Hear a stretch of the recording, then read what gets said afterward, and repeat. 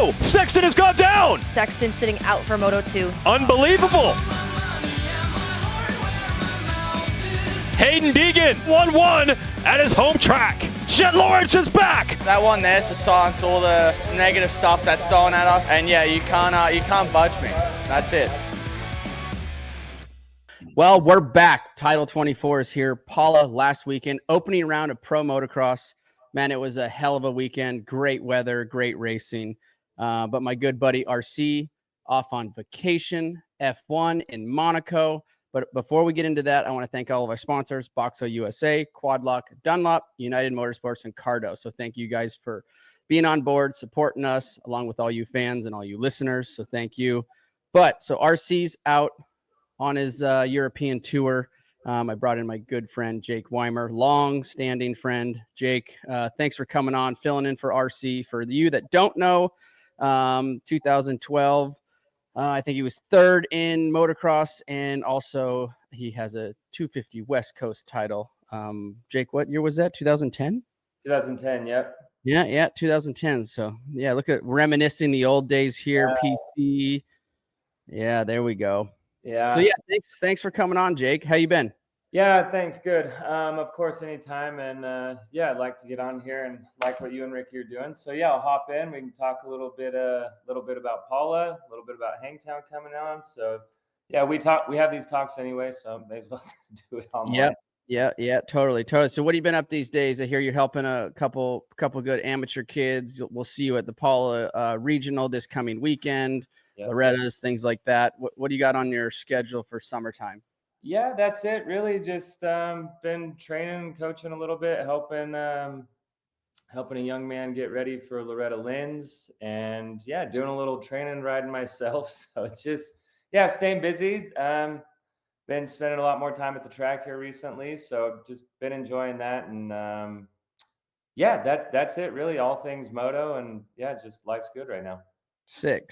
Yeah. So, well, I'm sure you watched it. Obviously, you watched it. If you didn't watch it, I made you watch it because you were my co-host this weekend. Jett Lawrence sweeps 1-1 Paula. I don't think he's lost a moto yet at Paula. He tends to ride very, very well there. But the return of Jett from his ACL, we all remember and saw that during mid Supercross. We're getting to watch a little clip of him right now, just making it look easy around Paula. What was your expectations for Jett this weekend? I mean, I know I had mine. I will piggyback off of you once you give me yours. But he looked amazing. He looked unreal. Yeah, he looked phenomenal. I think coming off an injury, it's one of those things. Like I'm not shocked. I mean, based off what we've seen from the kid the last few years, had he and got third, fourth, fifth, I wouldn't have been shocked either. I really didn't know what to expect with the limited time, at least in my mind, what I know about ACL injuries. You can probably speak more on that. I've never been through that process, so you can speak more on that. But yeah, I thought he came out firing, just totally in control. Looked like he had some heat from Eli, but just kind of, managed that pressure, and he just looked like he made good choices, didn't ride over his head, stayed calm. And I think if I'm the other guys, I'm a little, was maybe hoping he'd come in a little less prepared than that. Yeah. I mean, ACLs, right? Like I've done my left one 3 times in my racing career. Came back fairly quick, 4.5 months for me. He was even quicker than my turnaround time with ACL like that. But I kind of figured he was going to be pretty damn good. And the reason why I say that is he's pretty much raced, since he's turned pro, with other than some minor little injuries, but not months off the motorcycle. Sometimes when you get that time off the bike, you tend to almost come back quicker, a little more mentally fresh.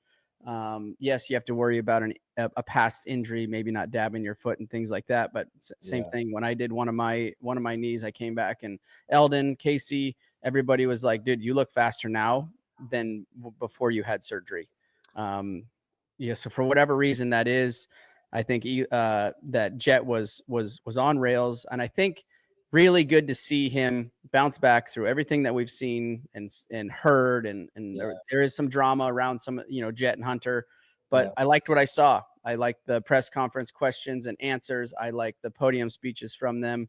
I think it was a very emotional weekend, as you guys can see from our video shots here. Very emotional weekend for Jett. So stoked to see him back up on top, and we're heading to Hangtown this weekend. Hasn't had the best luck at Hangtown in the past, obviously from last year's big crash that Jett had coming down one of the hills. But all in all, I thought it was a hell of a weekend for him. That's for sure. Yeah. As far as that ACL injury goes, is that when you came back from that, was it something that you felt like you favored, or did it really bother you, or once the gate drops, it's just kind of out of your mind, or was it there lingering, thinking about it?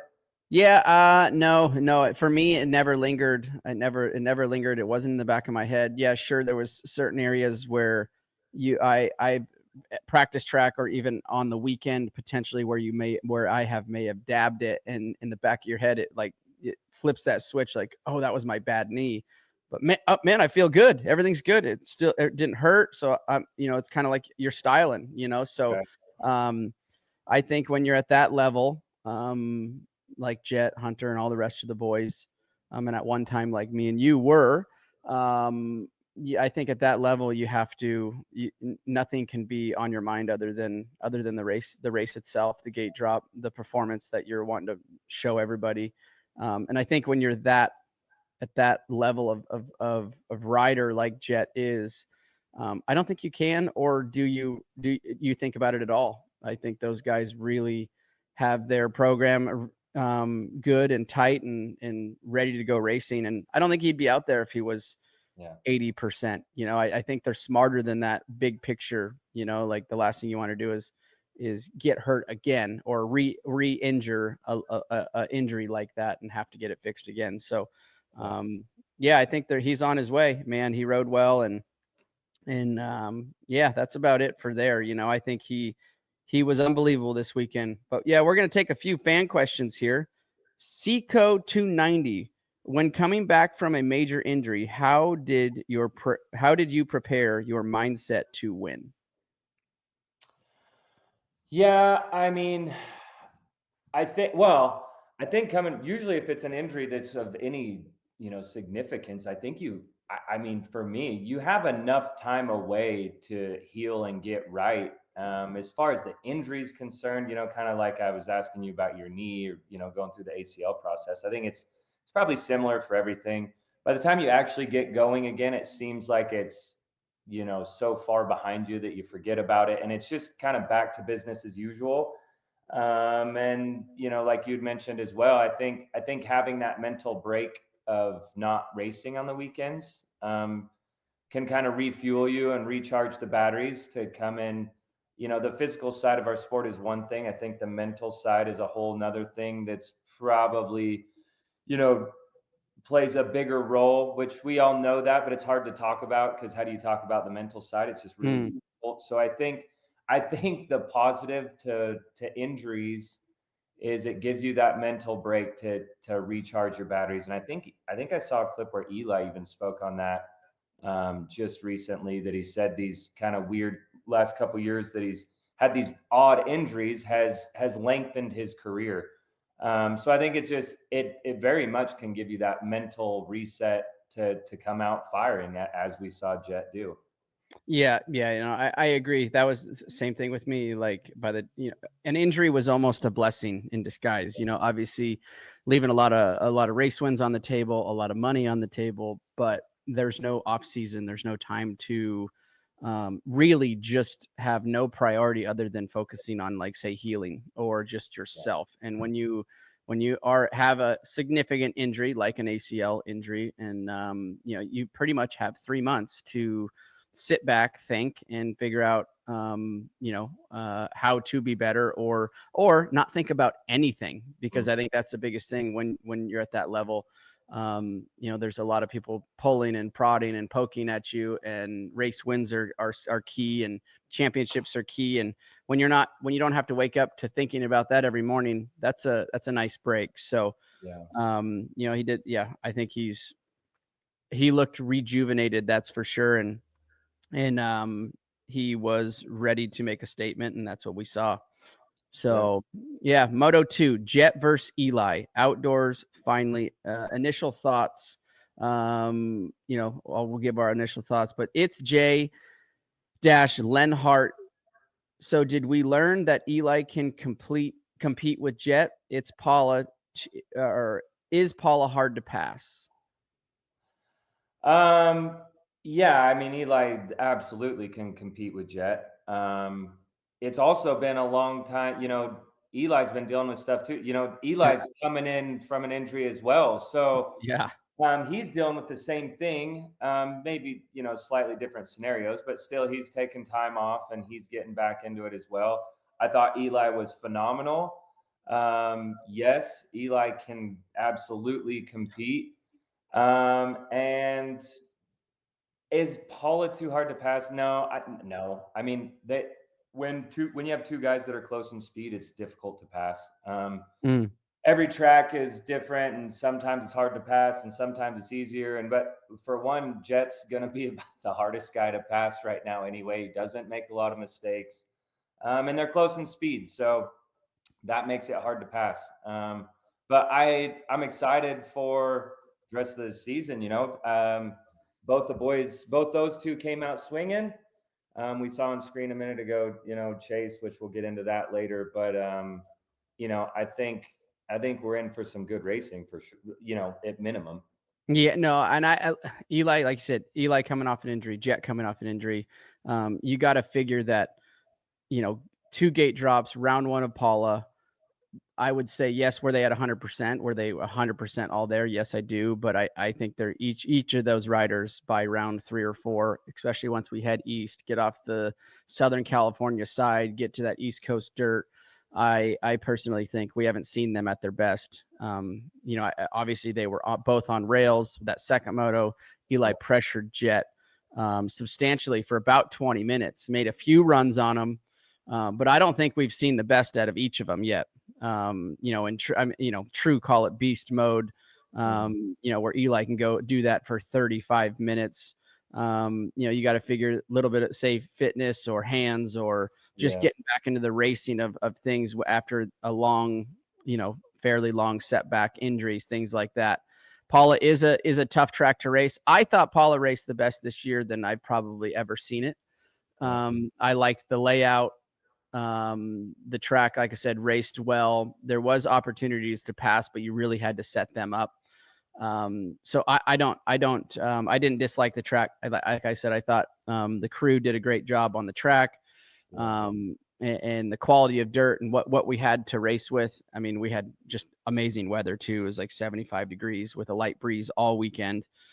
From the fans' point of view too, it was some insane racing with awesome weather. So, so I think it was a hell of a weekend there. Let's see. We have another question here. Precision Building. Do you think ET3 has the stamina to keep up with Jett, or do you think Chase is more fit? He absolutely has the stamina. I think that second moto, Jett won around like 11 seconds or something, but Eli was there. I don't know the exact timestamps, but at 25 minutes, Eli, 20 minutes, Eli was still putting pressure on. I don't think it was a matter of fitness, maybe a little bit of race conditioning or, not have been racing for a couple months, or call it what you want. I don't think it's not a stamina thing. Eli, I mean, he's been doing this long enough, won enough championships. It's not a stamina thing. I think he's knocking the dust off, and he'll be there. He was strong at 25 minutes. So I don't know, maybe he just at the end decided, I'm done eating roost. Jett's not breaking. I don't know what, maybe he was out of tear offs. I don't know what the situation was. It's not a stamina thing. He's fine. Yeah, I think that you got to going through what would be going through Eli's head at that particular moment. 25 minutes in, gave it hell, couldn't break him. On a gnarly, call it a gnarly, sketchy track like that. Like, I think in the back of his mind, he knows he can run that speed. Yes, did maybe Jett break him Saturday in that second moto from that standpoint? Maybe a little bit, but I think where Eli sits, he's looking at the longevity. We have what do we have? We have 10 more rounds of pro motocross. So I think he was testing the waters. Sure, if the win would have presented itself, Eli's taking it. But also, these guys Eli's a veteran. Basically, Jett is too at this point. But they're both very smart individuals on the motorcycle. So to do something stupid at this point at round one, I don't see that happening from Eli or Jett. Yeah. So yeah, it's going to be interesting to see, which leads us right into the next question. Luke _Atkins 191. Does Tomac get Jett on softer tracks? No, I don't think the softer tracks, play a part into that. I mean, sure, yeah, maybe, but I don't think specifically like, oh yes, Eli, wait till we get to soft dirt. No, I don't think. I mean, I think historically Eli's actually usually pretty good at hard-based tracks, and especially Supercross, more speaking. But no, I don't. So you don't think he beast mode comes out sooner or more aggressive once we get to East Coast, more loamy tracks? I don't know that it's going to be track specific. I mean, if it is, I think we will, which I think we're going to talk about later in the show. But if it is, I think we find out next weekend at Hangtown. I was looking at some notes for the show, and Eli's the winningest rider at Hangtown. It's 7, I believe I saw on the notes here. And, it was some years ago, but he's had some of the most impressive wins we've ever seen, well over a minute. I don't recall what year that was. He was still on the Honda. He won both motos well over a minute. One of the biggest wins I've seen. So I think if you are going to see a track play into somebody's favor, I think maybe we see that next weekend. It's historically proven to be one of Eli's better rounds. So yeah. Eli's good there. Obviously, Jett didn't perform awesome last year with that big crash. Managed the second moto with that call it just leg injury or whatever he was dealing with after moto 1 of Hangtown last year. But yeah, I'm looking forward to seeing what happens. I think it's interesting because we go Hangtown, and obviously High Point's kind of around that corner too. Colorado too, hometown for Eli. But then you get back into like places like Redbud, Southwick, Budds Creek, where I think it may promote Eli to hang it out more than maybe the West Coast side will, just because of the dirt quality and how it's set up. But yeah, it's going to be interesting to see. Like you said, Eli has an amazing track record, just like Jett does at Paula, right? So we're going to Eli's, race that he's won so many races at. So it's going to be very interesting to see. Very start dependent. Hangtown can be another one of those tracks that can be a little bit hard to pass on. It's going to be hot. I saw the weather. It's calling, I think, for 102 on Saturday. So that's going to be interesting also, because that adds a whole nother factor into the racing, right? Who has the grit, who has the stamina, who can deal with that heat mentally. Yeah, sorry. And also, I looked at my notes. I misspoke. Ricky has the most wins at Hangtown with 7. Your host. RC has 7, the most of all time. Eli has 4. Okay. I think he's tied with a couple different people. I think I only went 1-1 at Hangtown ever in my life. That wasn't a very good one for me. Well, yeah, but you probably only raced it a couple times on a 450. Well, you did it the one year, but your knee was blown. Oh, yeah. Anyway, but yes, I also saw it's supposed to be real hot. So yeah. Well, that's it for the fan questions we have right here in this segment. Thank you for the fan questions. Always get those into the DMs. Jade will go through them. We actually all go through them and pick what we add to the show every Monday. So next up on the list is the United Motorsports moment of the week. Big Yeah, it's a big weekend for Chase, not in a good way. Loses his goggles, crashes out of Moto 1, and that kind of ends his day as we're watching the replay right now. Really interesting. I mean, I don't know exactly what happened. I have my theories. There's only a couple out there that work. Big disaster with the goggles, because with these motorcycles, with these 450, well, any of them, right? With the roost that these things throw off, very, very risky move to pull goggles and then not pull into the pits and get goggles. And so as we're just watching right there, pulls goggles and also stayed out for 2 or 3 laps after pulling the goggles, fending off Hunter as we're watching right now. Yeah. That would have been a long moto without goggles, but then has that pretty catastrophic mistake, either lands in neutral or hits the rear brake on the landing. What do you think, Jake? I mean, my initial thought was he hit neutral. I guess it could be rear brake, I guess, but initially I just figured he hit neutral and was just over the front expecting the bike to accelerate. Very super weird crash. The goggles, I don't know. I mean, is that what you think as far as the crash? You think rear brake or neutral? It's got to be one of those two. It didn't look like the rear brake, like he stood on the it's not like I saw the rear tire skid for a second. Yeah. It didn't look like it was propelling forward. So to me, I'm gonna say it's either one of those two, but I'm kind of leaning towards the neutral side, maybe. As maybe he jumped off the jump, went to shift down, but only got a half shift. Let's say he was in third on a 450. I presume you're going to be rolling down that straightaway third, maybe fourth by the end of it at the finish line takeoff. Maybe you're in fourth. Yeah. But the bikes are so fast. I'm kind of thinking he was in third there. And if he went down 2 seconds in the air and didn't get a full click, with all of that weight leaning forward, landed with no forward drive, just threw all the weight forward. Obviously, you see him go down, bike flips up on top of him. And then bike's actually on top of him. And then I'm hearing maybe just something with the shoulder, right? I'm hearing shoulder or arm or something like that.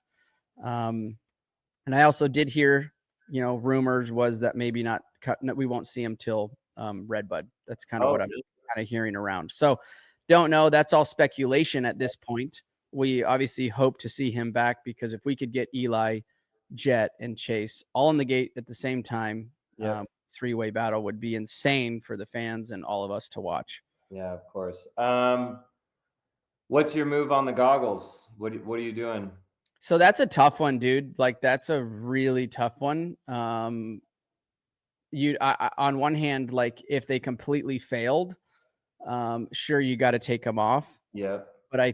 But they're obviously still stuck to his helmet, right? They're still on. It's not like something like the strap fell apart, right? Or anything like that. So they were still on, but was there dirt in the lens, or when he put it on, was there dirt inside the goggles, or was he out of tear offs? Or, we don't know any of those things. So, at this point, we don't know any the actual information of what had happened, but it's a bummer, that's one particular part of, call it the motorcycle or the program, or you cannot afford to lose.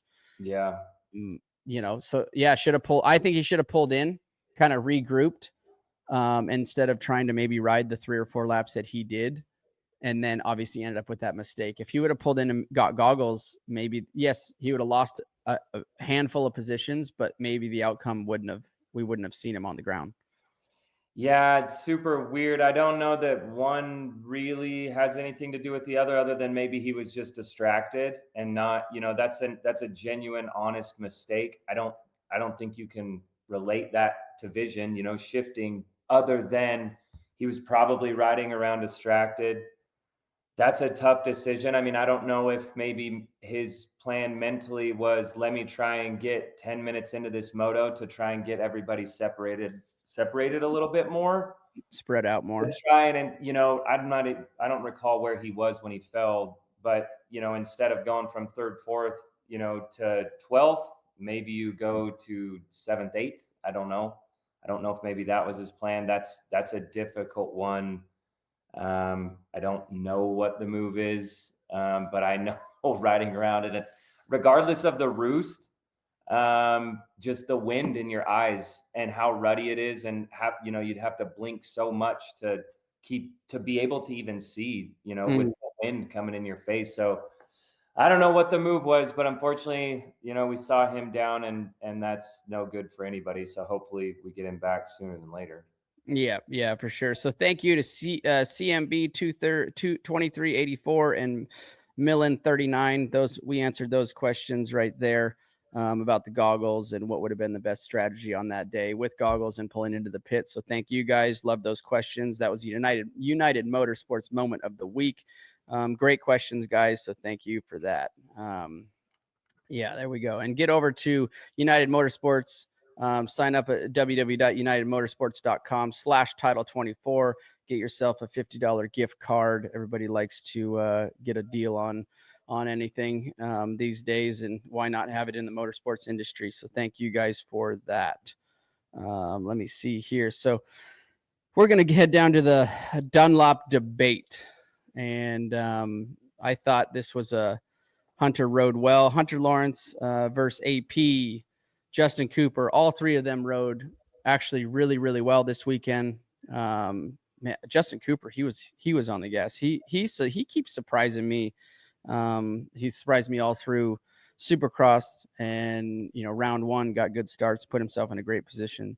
So Nate _ Kite, other than Jett and Eli, will anyone else get a win this season or this year in pro motocross? That's a good question. I would like to say yes, but based off of this, something's going to happen to Jett or Eli. You'd like to say yes, but just with Jett's consistency over the last few years outdoors, Eli rode great. Man, they got some work to do. If someone else wants one, they might have to hope for a little help from Jett and Eli. I think we could see something happen to one of those guys. Things are going to happen, but for it to happen to both of them, for both of them to maybe have a little bit of an off day, which is what it's going to take right now for somebody else to get a win. Maybe it changes as the season rolls on. We don't know Chase, a healthy, good day for Chase. Presumably we put him right in that mix, right? Yeah, you have to. With a start when he comes back. I think, those three, right? You have Jett, you have Eli, and you have Chase. Those are, to me, Chase is at this point high on the list for a guy that's going to be able to win a moto or an overall. But I think, like you said, things are going to have to happen for three of those riders, right? So the odds of one of those top three riders making a mistake, okay, I understand one of them, but you still have two others. A guy like Justin Cooper, when you start adding in those 36-minute motos, like, that's a lot of time to be out there and have a lead and have somebody like Jett or Eli or Chase breathing down your neck towards the last 12 minutes of that moto. So it's going to take a lot for I think somebody else than those three riders to not be standing on the box. Just because the level and gap right now between what Jett and Eli have on the rest of the field, and also Chase, I lump Chase into that too. When he's on, it's a pretty drastic difference. I think they had on second moto, they had over 30 odd seconds on, I think it was at the end of it, ended up being AP, but I think Hunter ended up third overall, but AP was third on the podium, but I think it was over 35 seconds or so. That's a massive gap to try to bridge and close, to put yourself even on the podium, let alone, beating one of those guys for the overall. If I had to answer, I'm going to say no. I think for an overall, moto win, we got a lot of motos left. A lot of things can happen. Possibly overall, I don't think so. Not outside of those three right now. Yep. Well, good answer. There you go, Nate Kite. That was our give you our little inside scoop on what we think there. All right, next on the list, Jorge Prado. What did you expect? What did you see? what'd you think of his debut for pro motocross, at Paula? That actually, I'm glad he got brought up next because he was a guy on the list when we were talking about can somebody else win. I think that if you get 100% of Jorge Prado and we get him, I don't really know where he's at physically or with the machine, or I don't even really know where he's at preparation wise. If he where he feels like he's at, I have to think that if he's 100% Jorge Prado, that we see him up there. I think with Jett and Eli, where Jorge was in the GPs. I think we saw him and Jett swap moto wins, I think a couple years ago at Des Nations. It might have been 3 years ago, or I don't know. I think Jorge had won the MXGP title, and Jett, it might have been the year Jett went undefeated. But regardless, I think Jorge is in there if he's 100% at his best. I think. We don't know. I guess that's the first time we've seen him. So I do want to see what he does. Does he keep improving? I mean, sounds maybe crazy to say right now because he had a really quiet day. But I got to think he's better than what we saw at Paula. I think he has more than that. Yeah. No, I think he's a hell of a rider. He's probably one of the best starters at this point in the industry, which didn't show up on Saturday. We didn't see a typical 2-hole shot day from Jorge like we've seen in the past, especially at MXGP. But I think what's going to catch Jorge off guard is how quick we go on lap 1. There's really, and I think, when you break it down into, yes, we have 11 race series pretty much every weekend. But when you go to Europe, I feel like there's so many different countries. There's so many more things that can or could happen, different places you're at. I think he's going to get caught off guard, like how quickly our riders sprint out of the gate. And I don't think he's going to be used to that. Not to say he doesn't have the speed and he can learn that, but I think that's going to take some time to understand how quick and how fast Jett, Eli, guys like Chase Sexton get up to speed. I mean, literally I believe it's right away. There's no like wait time. We take the hot lap, and when we see that hot lap, we know what we're executing as soon as we line back up on the gate, and it's full go as soon as the gate drops. So I think that's going to be a bit different. Not to say they don't do it in certain tracks or countries in Europe, but we don't falter. We do not falter on, per weekend. It's like that every single weekend, which I think is going to be a big learning curve. I think I saw somewhere where he made comment that the, MXGP compared to what we do here is all in one day. I mean, what are you getting total for practice? About 20 minutes total? Yeah, for us, it's very quick, right? They have the Saturday qualifying races, 2 motos that are 20+2. Also those are scored as point races. You accumulate a couple points for winning the qualifying race on Saturday. Yeah. We don't have any of that, right? We show up Saturday morning and we get to business as soon as we're there, and then we're out. So it's a very quick schedule to what he is used to. Richie made a good point too. How does he do in the heat? We're going to see heat at Hangtown. It's going to be 102. You've raced there. I've raced there. That place can be pretty damn hot and tough on the body. And also we're going to see the heat once we get back east with the humidity involved in that. Yeah. So you got to figure most of the European races are pretty cool. I mean, typically, they have 6 or 8 mud races a season, and we might be lucky to get 1. Yeah. So that's going to be interesting to see how the heat affects him. Yeah, I think he's just a guy that I at least personally am pretty curious in, and to see where he improves. I mean, just based on his history in MXGP, I know where his level's at or what he's capable of. So I want to see if he can do it here in the U.S. No doubt he's got some challenges with the shorter day program, learning these tracks. He's got some challenges for sure, but I do think if he can find his best form, I think we see him in the mix at some point.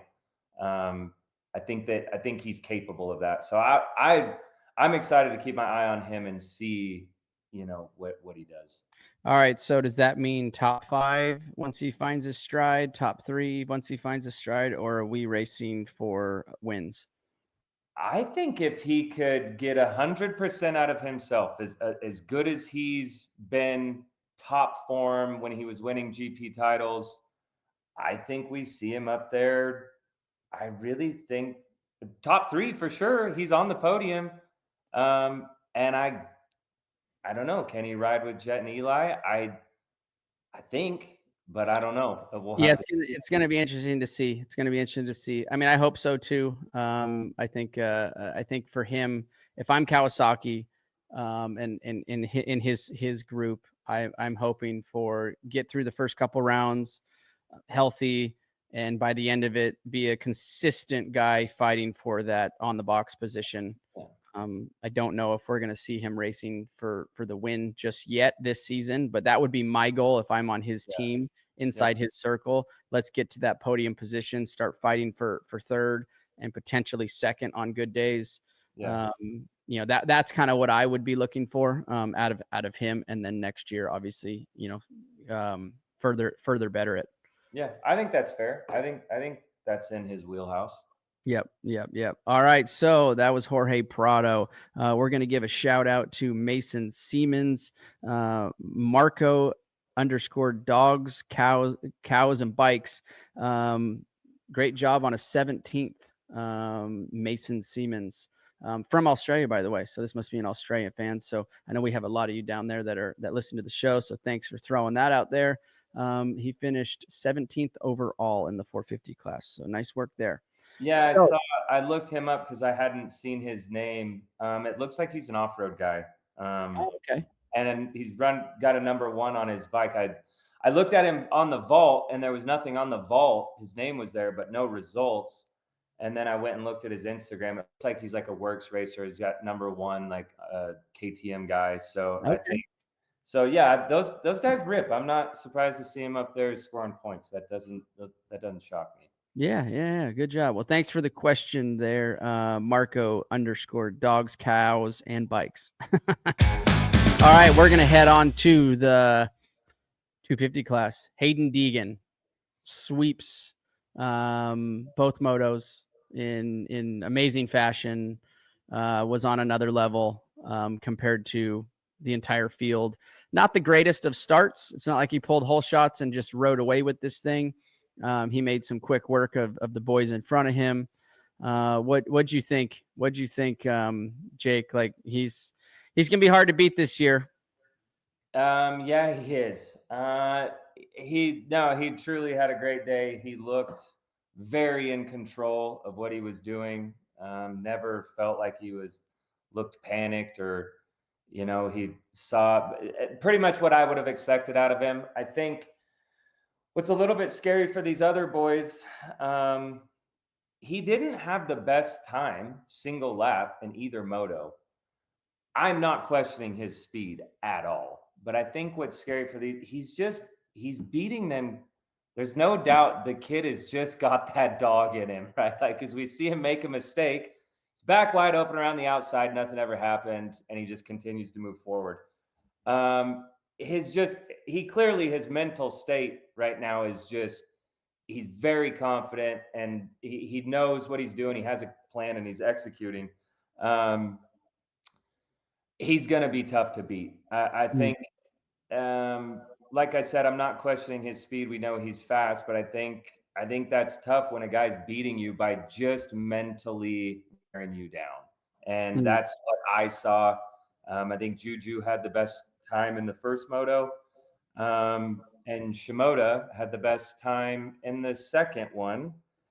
But just mentally, I think it's just a big job for them to do it for 35 minutes. And Deegan, he gets better and better as the race goes on. I think if he sees the slightest chink in their armor, he's like, oh, okay, cool. It's time to go faster now. Yep. He's just, I think his mind is probably pretty calm when he's out there, and he just looks really in control. So I'm not shocked. He did about what I thought he would do. Yeah, it's when you add the extra time, 30, you get that 35 minutes of time out there on the motorcycle. You can wait for things to happen and things to come to you. Like you said, he didn't look rushed. He didn't look excited. He just basically rode his race. And that's what I think the difference is he, like you said, the chink in the armor. If he smells one drop of blood in the water, Haiden, it's not the guy you want to have behind you and be able to smell that, because he's gonna make that 35 minutes feel very long. And typically he can turn it up. That's where he's really good at, is going faster, or at least staying going as fast as he started the moto towards the end, where we see a lot of guys falter. Maybe it's a fitness thing. Maybe it's just they lose their rhythm, but Hayden's able to keep digging, keep driving forward. So he rode phenomenal. I mean, there's nothing, you can't take anything away from him. Over the weekend, we're heading to Hangtown. He's phenomenal out there too. I don't know if Haiden has a call it a bad track, out of these next 10 rounds, but it's going to be tough for the rest of the field, like you said. But Joe Shimoda, 2-2 on the day, best start to the season in a long, long time. Give me your feelings there. I never know what to think about with Joe. It's like, ride's amazing. Lap times are great. He pushed forward all day. Was strong in the late motos. I never know what to think with Joe. He's such a good rider and smooth, and he does it with technique. He's not really a hammerhead, so I don't know if maybe that's part of him having the good days and the bad days, is that if the technique and the flow and everything isn't quite clicking, that those are the days that his results are not as good. I don't know what it is. Joe makes me scratch my head sometimes. I thought his performance at Paula was great. One of the best outdoor rides that I think we've seen him have.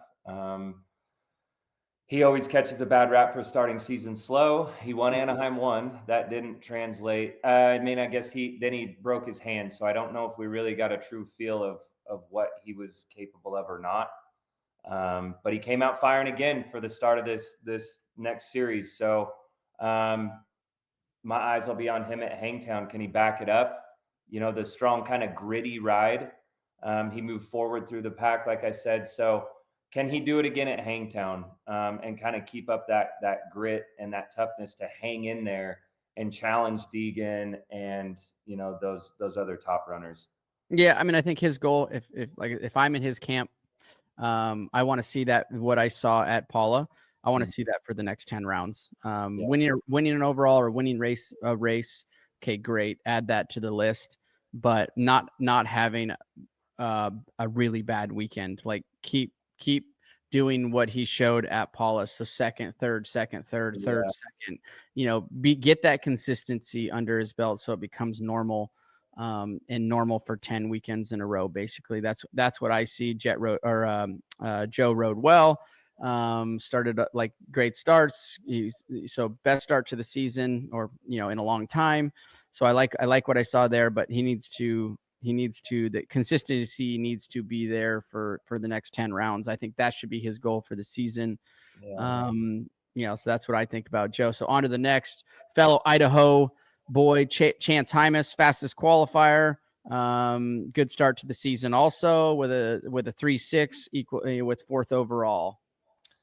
My boy Chunk. I think he came out firing. I know he's excited for outdoors. Didn't come into Supercross fully prepared, which I know was difficult for him. So no excuses now. He's ready to go. He's excited. He's hungry. So I thought his qualifying was great. And this, you know, in the beginning of this first moto, he hole shotted and Masterpool went around him pretty quick around the outside. And you can see Chunk's urgency to get to the lead. He wants the lead. He wants to be up front. He wants to win these things. So I think a couple mistakes on the day cost him. You know, he fell right here while leading. Just maybe got a little off balance in those long ruts, or, you know, coming into them. So maybe just a little excited, maybe just a little too eager. But I think it's great to see the intensity out of him and the want to be up front. I think says a lot where his mind's at, just how bad you could see it, how bad he wanted to get to the lead. So I think that says a lot where he's at mentally. Maybe if he cleans up a couple mistakes, avoids that fall in the first moto, better start in the second moto. His pace was good. You know, it's qualified fastest. We saw some good stuff out of him in the first moto. So maybe if he can clean up a few mistakes, he'll you know, be able to get up there and fight for a win. Yeah, I don't think that's crazy to think. No, I think that would have been that if he wouldn't have fallen after the finish in that right-hand sweeper, that would have been an interesting race to watch, you know, in the closing laps. Because I think Chance had the speed on the rest of the guys. I wouldn't say he had the speed on Haiden, but he had the speed on the rest of the guys. He was starting to inch away, pull a little bit of a gap, obviously fell over and that disappeared. But if he would have stayed up there, you know, call it 25 minutes into that moto, Haiden would have already been into second. What's Haiden do with that? What does Chance do with that? Chance has the raw speed for sure. Looks to me like when he's riding the bike, maybe just needs to calm down just a little bit and be able to go that speed without trying to. It just looks like he's squeezing every inch out of that motorcycle, which, as you know, when you're pushing and riding that close to the edge, little mistakes can happen like that. So that would, like I said, that would have been a very interesting end of the moto of Moto 1 to see if what Haiden would have done with that, vice versa, what Chance would have done with that lead, and Haiden breathing down his neck. I agree. I think what we're gonna learn is, you know, which one of these boys, or how many of them can unlock that mental grit, you know, from the 20 to 30 minute mark, or, you know, really 25 to 30 minute mark till that 2-lap board comes out, is who can hang in there. I think is going to be what we're looking for. Yep. Tom Vialle ended up with a 4.3 for third overall. I don't think it was anything special. Rode well. Consistency was there. Ended up with the whole shot here. It looks like Moto 1 or Moto 2. I don't know which one that was, but got a good whole shot there. Put himself in a great position, but just didn't. That was Moto 2 where he pulled the whole shot in, but just didn't have the all-out speed on those opening laps that Haiden had and Joe. Yeah. I don't know what else to say about that. I mean, you said it. We'll see. I guess as far as championship goes, I guess, you know, he had a decent points day, but if he wants to be in this title fight at the end of this, he's gonna have to make a little more noise than that, I think. Yeah. I mean, great, solid day, good starts and 2 solid moto scores, and he's on the podium. So, you know, good day. But I think if he's thinking title, he's probably gonna need a little more. Yep. Juju Beaumer, thoughts on that? 5.4 with 5th overall. I thought Juju was good. I think that's a great opener for him. So do I, actually. Yeah, I thought his intensity was really good, and I thought he fought hard all day, had some good starts. So I thought it was a great day for Juju. I think if he can keep that up and keep getting good starts and riding with that intensity and that urgency to stay at the front, I think he could get better, and he'll be a podium threat. I think if he can keep doing what he did here. It's going to be interesting to see once we get back east, Southwick, get off the pack, get off the West Coast tracks, obviously from Arizona, Havasu area, hard pack, dry conditions there, but we get back Southwick, Redbud, things like that. if does it transition over to that. Garrett Marchbanks, 6'5" for 6th overall. I thought Garrett had a great day. I mean, his speed must be pretty good, and his fitness must be good. I know he's working with Brock Tickle, and I think since they've started, Garrett's got some podiums in Supercross, and now I think he had a great opener for outdoors. Garrett's Achilles heel right now is if he can get off that gate or not. Garrett's a little bit bigger on the 250. I think he can do it, but it's going to be, he's got a little more challenge than some of those other guys. So I think he rode great. He moved forward all day. So I think his riding was good. I think for Garrett to do better than that, he's going to have to get better starts. Yep. I agree. It's going to be a long season coming from, 8th and 10th, starting 8th and 10th. Seth Hammaker with the 8-7 for 7th overall. Quiet day for Seth. I'm not sure. I don't even know. I know Seth, he's just dealt with so many injuries that I don't know. I honestly don't even know how much we've seen Seth race outdoors over the last few years. So I think for Seth, he came off, you see, he makes a mistake right there, just off balance, falls to the outside of the motorcycle. I don't know. We'll keep our eye on Seth. He came off Supercross where he fought for that title, just fell short of that, which does he suffer from that at all? Is that mentally a blow that he's struggling to recover from? I don't know. Like I said, I don't think we've seen Seth that much outdoors. So I'm not really sure where to put him. I think he's probably got a little more in the tank than that. As we saw, I mean, the mistake alone, clean that up, keep it on 2 wheels. So I think we'll see Seth with some better results than that. Yeah, I hope so. I hope so for Mitch, the whole pro circuit Kawasaki team. It'd be nice. But for me, man, Levi Kitchen, I would say I'm good buddies. Sorry, Levi, I'm gonna have to get on you about this one. He was my biggest disappointment for this weekend, in the 250 class. That is, I know the kid's talent. Like he didn't ride to his full potential. 10:38. Obviously, with the second one was a bike issue, so he didn't even finish the second moto. But I got to watch all of the first moto, actually out on the track. That was it. That for me, because I'm a Levi fan, that was disappointing to see from my perspective. You can't start a pro motocross season in that position. Putting yourself that far back, Moto 1, and then obviously, as we know, anything can happen, and it did happen from a malfunction standpoint. But even at that point, prior to the bike malfunction, I think it was a chain, by the way, a chain issue. But even so, he wasn't in a good position before the chain fell off. I was expecting Levi come out swinging, needs to put himself up on the podium, needs to ride well. Obviously, the perfect scenario is to go out and battle with Deegan and run it in on him. Even if you don't win, you make a statement and say, "Hi, I'm here for this for this pro motocross season." Yeah. I didn't see that, and I didn't see that Moto 1. He pretty much just kind of, I don't know, from what it looks like, he was riding around, and I know he wasn't just riding around. He was trying, but it wasn't where he needed to be. That's for damn sure. Yeah, I mean, it kind of goes back to where we kind of started the show.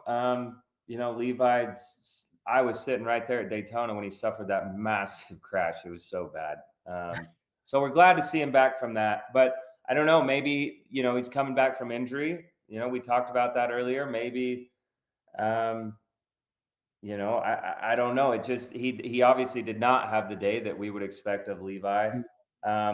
I watched it on TV, so they're not really showing the guy that's starting in 20th or wherever he did.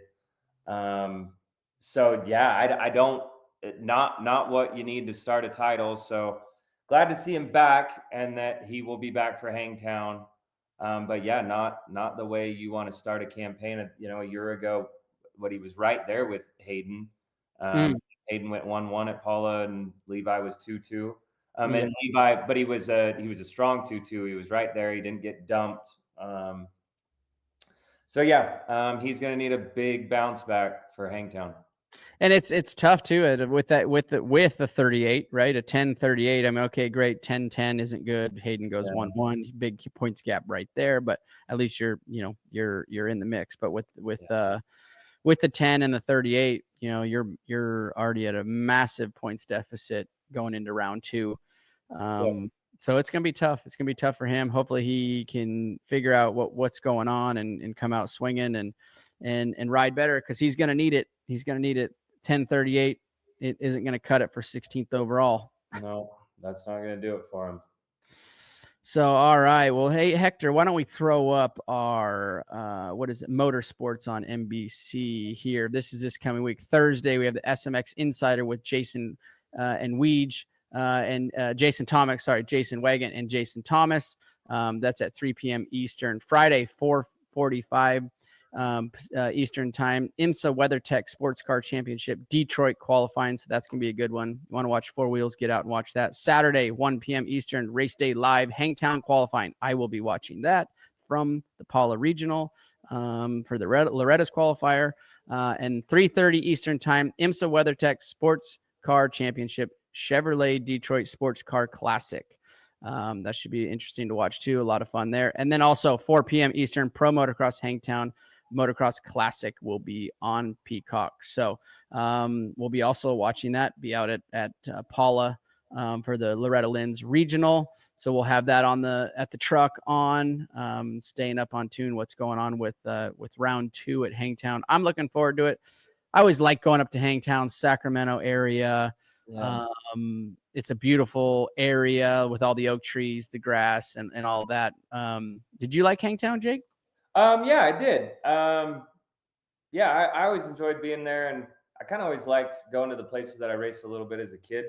Raced there a couple times as a kid, and I like the area and the track. That's always a challenging track. Yes, it is. Kind of test your bike setup, I think, a little bit, and that's a difficult one. But I always think it races fairly well, and coming down the downhills, I think if you're willing to let her hang a little bit, there's time to be made. So in general, I think it's a good stop. I'm looking forward to it for sure. Yeah, Hangtown. I think that is one of the critical stops on our Pro Motocross series. That if your bike setup is a little bit off, you're going to notice it at Hangtown for whatever reason. It's just the way the dirt is, the way the track and dirt develops. Yep. I feel like you're never going straight very long at Hangtown.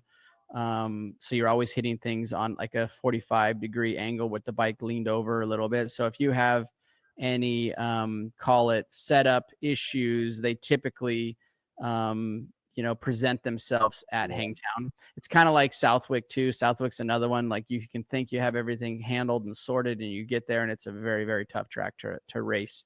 So yeah, I think Hangtown's going to be good. Like I said, we're going to add that big question mark, which is the heat and we know a lot of our riders already, guys like Haiden, guys like Eli, Jett can deal with that, but there's a lot of guys that we don't know, right? Jorge Prado's a big one there, how he's going to deal with the heat, at Hangtown. And then, we I think, what is it, round 3, I want to say, is Colorado. So, and then we're off to the East Coast swing. So it's going to be a good, I'm looking forward to the rest of the season. But we're going to wrap it up here with our last question of the show, the quad lock question of the week. Steezy2Breezy _. How much does cardio and mental strength go into outdoors?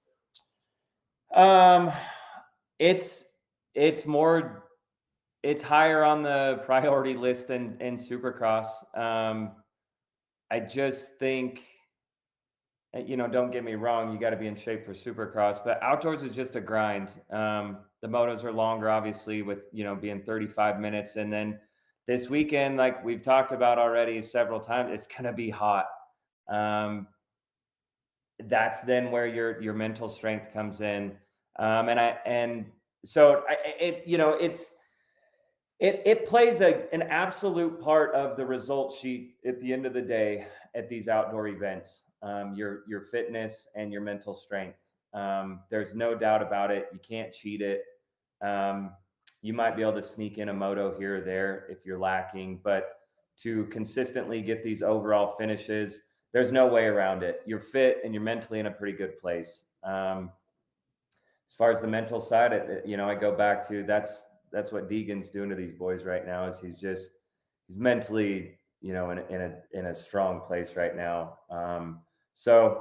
I don't think you get results without having the fitness and the mental side. Yep, I agree. So there you go, Steezy to Breezy. That was the quad lock question of the week. So slide into the DMs over there with JH. He'll get you hooked up. You probably already have, or he's reached out already. So thank you for that question. Anybody that's wanting to potentially get hooked up with the quad lock, get your questions in for next week. We are going to have another special guest next weekend. Actually, it might be Jake. I don't know. We'll see what we're doing. Sounds like RC's on that European vacation. So it'll be me and somebody else next Monday. So thanks to all the listeners.